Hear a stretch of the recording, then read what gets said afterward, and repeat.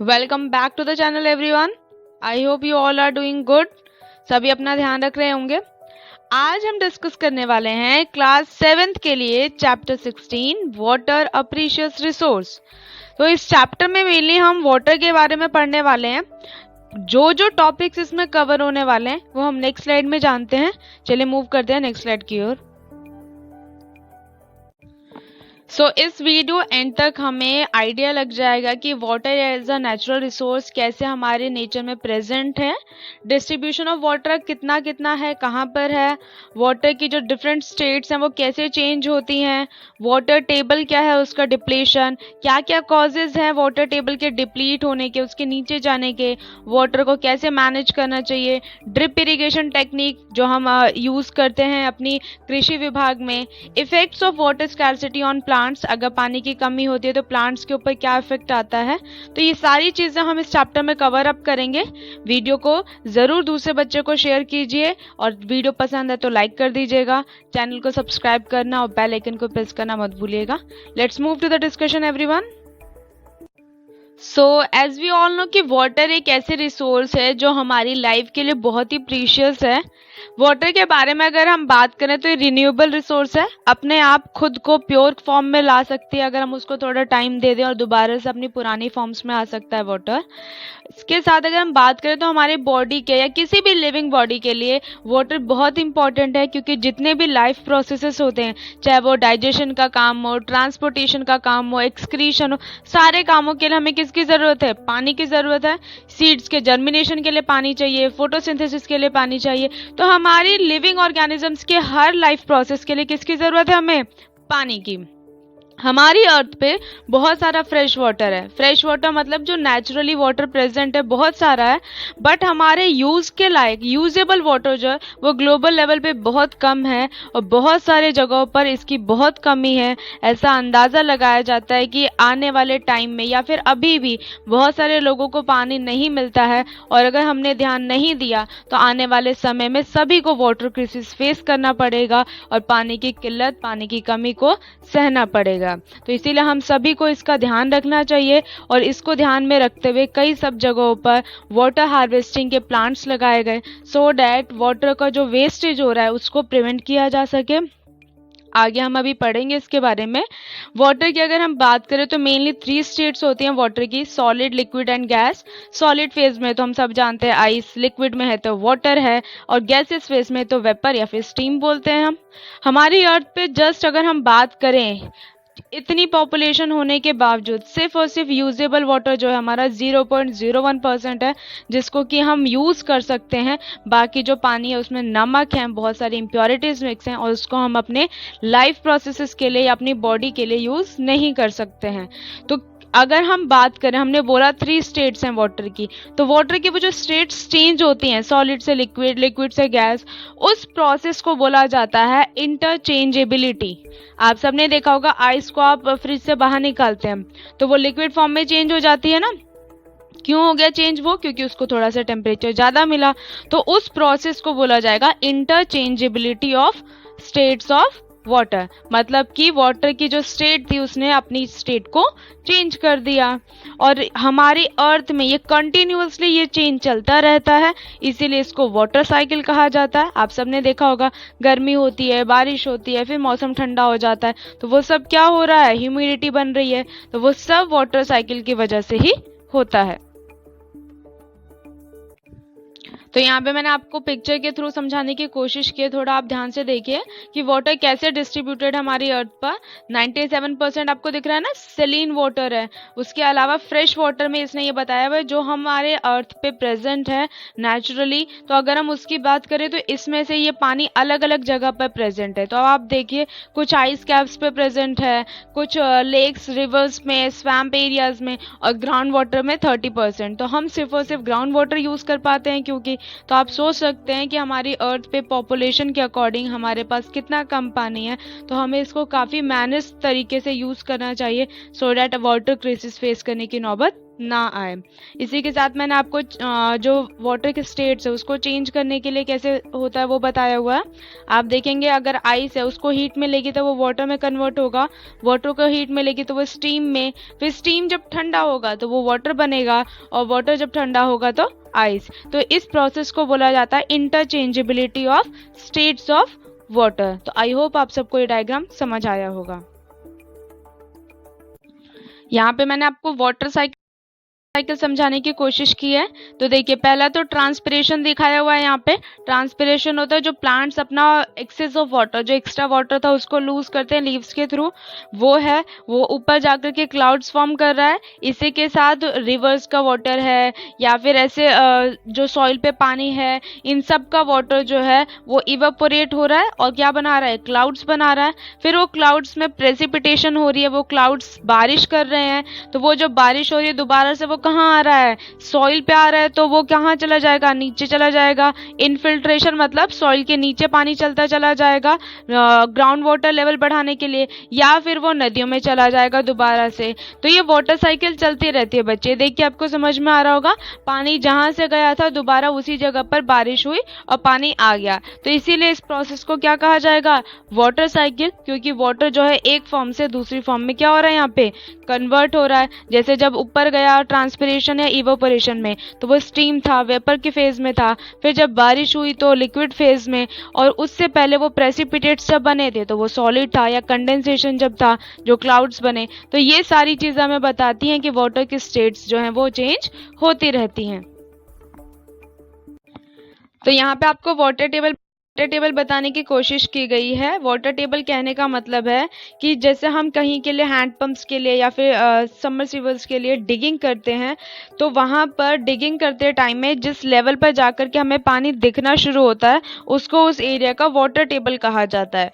तो वो water table जो होगा बच्चे, ऑब्वियस सी बात है प्लेस टू प्लेस चेंज होगा, क्योंकि वो वहाँ पर कितनी रेनफॉल हो रही है उससे भी अफेक्ट करेगा। जहाँ पे ज़्यादा रेनफॉल होगी वहाँ पे ग्राउंड वाटर क्योंकि बढ़ रहा है, ज़्यादा पानी जा रहा है अर्थ में, तो ऑब्वियस सी बात है हमें वाटर टेबल जल्दी मिल जाएगी। लेकिन अगर जहाँ पर बारिश कम हो रही है वहाँ पे हमें बहुत ज़्यादा डिगिंग करनी पड़ेगी और बहुत नीचे वाटर टेबल मिलेगी। साथ के साथ कितनी पॉपुलेशन है, अगर पॉपुलेशन ज़्यादा है और ग्राउंड वाटर ज़्यादा यूज़ हो रहा है तो वाटर टेबल भी काफ़ी नीचे जा करके मिलेगी। तो ये दो मेन फैक्टर्स हैं जो कि किसी भी वाटर टेबल के लेवल को अफेक्ट करेंगे। वाटर टेबल पे हमें पानी दिखना शुरू हो जाता है, लेकिन उसके नीचे जो पानी है पूरा उसको ग्राउंड वाटर कहा जाता है, क्योंकि हमें वो ग्राउंड से मिला है तो इसलिए उसको ग्राउंड वाटर कहा हमने। जो हमारे अर्थ के नीचे लेयर्स में जो हार्ड रॉक्स के बीच में हमारा पानी है उनको एक्वीफर्स कहा जाता है। जैसे हम अब सब अपने घरों में टंकी रखते हैं घर की छतों पे, तो वो क्या है, एक रिजर्वायर है ना कि पानी सारा इकट्ठा है। इसी तरीके से अर्थ के नीचे जहाँ पे हार्ड रॉक्स हैं वहाँ पे सारा पानी क्योंकि इकट्ठा है इसीलिए उन्हें रिजर्वायर्स कहा, और उन रिजर्वायर्स का नाम हमने दिया एक्वीफर्स। अभी मैंने बात की थी कि जब बारिश होती है तो पानी जो होता है वो नीचे जाता है सॉइल में, तो उसको सीपेज कहा जाता है। सीपेज हो रहा है पानी का, या परकुलेट हो रहा है पानी नीचे सॉइल में, तो वो पानी जो नीचे सॉइल में परकुलेट हो रहा है और जा रहा है ग्राउंड में, तो उस प्रोसेस को कहा गया इनफिल्ट्रेशन। पानी चाहे ऊपर कितना भी गंदा हो लेकिन जब नीचे सॉइल में जाता है तो सॉइल उसको साफ कर देती है कुछ हद तक, तो इसीलिए उस प्रोसेस को इनफिल्ट्रेशन कहा गया। इसके अलावा अगर हम बात करें, अगर हमने ध्यान नहीं दिया और लगातार इस तरीके से वाटर टेबल लो होती चली गई, नीचे जाती रही, तो आने वाले टाइम में हमें इसके लिए बहुत सारी प्रॉब्लम्स फेस करनी पड़ेगी इसकी वजह से। और इसके जो मेन कारण है ग्राउंड वाटर डिप्लीशन के या फिर वाटर टेबल के डिप्लीट होने का मतलब होता है नीचे जाना, उसमें कमी आना। पॉपुलेशन का बढ़ना सबसे पहला रीज़न है, क्योंकि पॉपुलेशन बढ़ेगी तो ऑब्वियस सी बात है यूज़ ऑफ वाटर बढ़ेगा, नहाने के लिए, खाने के लिए, क्रॉप्स उगाने के लिए, इन सब के लिए। इंडस्ट्रीज़ भी बढ़ रही हैं क्योंकि पॉपुलेशन बढ़ रही है तो ऑब्वियस सी बात है इंडस्ट्रीज़ भी चाहिए। एग्रीकल्चरल एक्टिविटीज़ भी बढ़ेंगी तो खेती के लिए भी पानी चाहिए। कंस्ट्रक्शन एक्टिविटीज़ अगर हम बात करें तो हम सब ने देखा है जहाँ पे रोड्स होते हैं वहाँ की सॉइल को पानी नहीं सोख पाती है वो। अगर हम वही पानी अगर हम किसी पार्क में डालते हैं तो वो पानी सोख लेता है। इसका मतलब जितने पक्के रोड होंगे, जितने ही कंक्रीटेड हाउस होंगे जो कि टाइल्स से पत्थर से बनते हैं, तो इसका मतलब उतना ही कम पानी हमारे ग्राउंड में जाएगा, तो ग्राउंड वाटर टेबल अपने आप डिप्लीट होगी। फॉरेस्ट कवर रिड्यूस हो रहा है, मतलब कि डिफॉरेस्टेशन हो रहा है, तो उसकी वजह से भी क्या होगा, हमारा ग्राउंड वाटर डिप्लीशन होगा, जिसकी वजह से वाटर टेबल काफ़ी नीचे चली जाएगी। तो यहाँ पे आप लोग को डायग्राम के थ्रू समझाने की कोशिश की गई है वाटर टेबल कैसे पूरी साल चेंज होता रहता है। जनवरी में क्योंकि ठंड होती है तो पानी कम यूज़ होता है, तो वाटर टेबल ऊपर है, फिर जून में कम, फिर जनवरी में ऊपर। तो ये बताता है हमें कि जैसा हम पानी को यूज़ करेंगे उस हिसाब से वाटर टेबल पूरे साल में चेंज होती रहती है।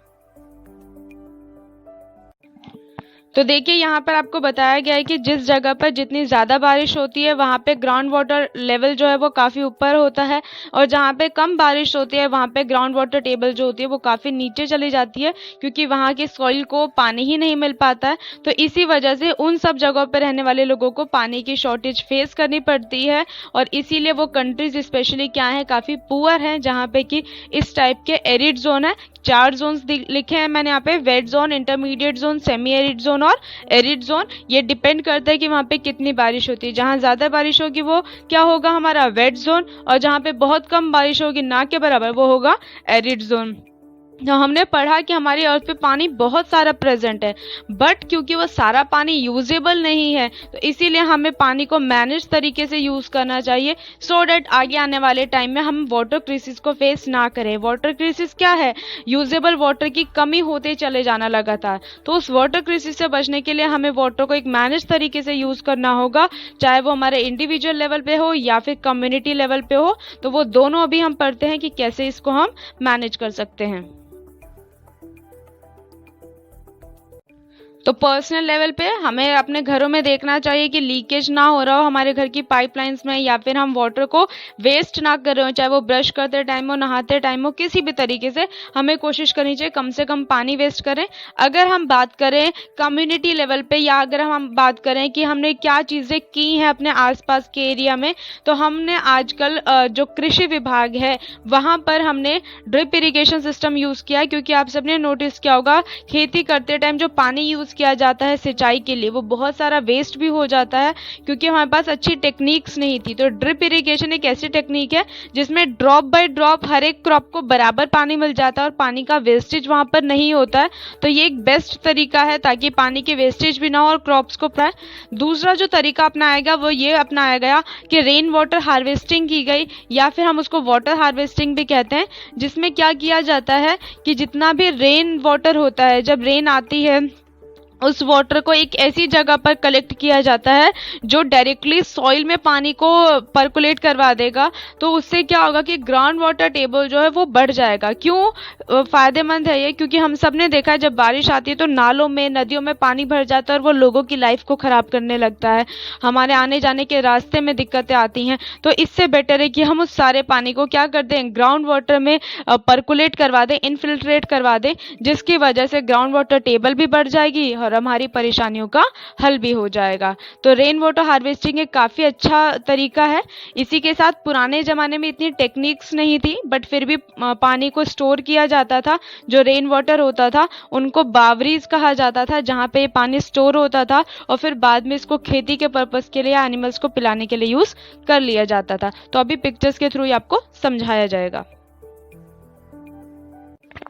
तो देखिए, आपको देख के समझ में आ रहा होगा, सभी क्रॉप्स के साथ में एक पाइप जाती हुई दिखाई दे रही है, और हर एक पाइप के जो जहाँ पे क्रॉप है वहाँ पे एक छोटा सा छेद होता है, और उसकी वजह से ड्रॉप बाय ड्रॉप पानी सीधे कहाँ चला जाता है, क्रॉप की जड़ों में, जिससे कि किसी को ना बहुत ज़्यादा पानी मिलता है और ना ही किसी को पानी की कमी होती है और ना ही पानी वेस्ट होता है। तो drip irrigation is the best technique in the field of farming. So इसकी वजह से पानी का वेस्टेज भी रुकता है और क्रॉप्स को बराबर पानी भी मिलता है। वही मैं आपको बावरी दिखाने की कोशिश करती हूँ। तो बावरी देखिए, आप सबने देखा होगा, दिल्ली में भी है एक जगह जो बावरी है वहाँ पे आप देख सकते हैं इस तरीके से पानी इकट्ठा हो जाता था जब बारिश आती थी तो, और फिर इस पानी को फार्मिंग के पर्पस के लिए या फिर एनिमल्स के लिए, इन सब के लिए यूज़ किया जा सकता था।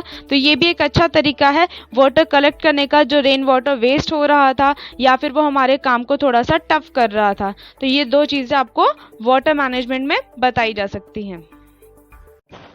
अब क्वेश्चन रेज होता है कि वाटर स्कैर्सिटी, पानी की कमी होगी अगर तो प्लांट्स के ऊपर क्या असर पड़ेगा। तो ये हम सबने देखा है, अगर हम कुछ दिनों के लिए घर से बाहर चले जाएं और हमारे घर के प्लांट्स को पानी ना मिले तो वो मुरझा जाते हैं। अगर वो मुरझा जाएंगे तो क्या होगा, उन पूरी तरीके से थोड़े टाइम बाद वो मर जाएंगे। अब मुरझा क्यों गए, क्योंकि उनके प्लांट्स के हर एक पार्ट तक न्यूट्रिएंट्स नहीं पहुंच पाए या वो फोटोसिंथेसिस नहीं कर पाए।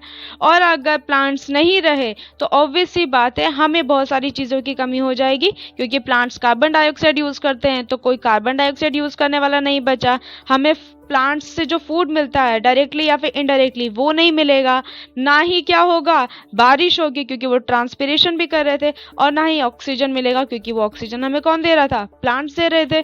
तो अगर प्लांट्स नहीं होंगे तो ऑब्वियस सी बात है कि अर्थ पर कोई भी लिविंग ऑर्गेनिज्म नहीं रह पाएगा और धीरे धीरे सब मर जाएंगे। तो इसीलिए हमें पानी की कमी को रोकना चाहिए, वाटर को मैनेज करके यूज़ करना चाहिए, सो डैट हमारी अर्थ पर सारी लाइफ फॉर्म्स इजीली सर्वाइव करे, किसी को कोई दिक्कत ना हो। तो आई होप आप सबको ये चैप्टर समझ में आया होगा। कोई डाउट है, कोई फीडबैक है या कोई क्वेरी है तो आप प्लीज़ कमेंट सेक्शन में पूछिए और अपने फीडबैक ज़रूर दीजिए।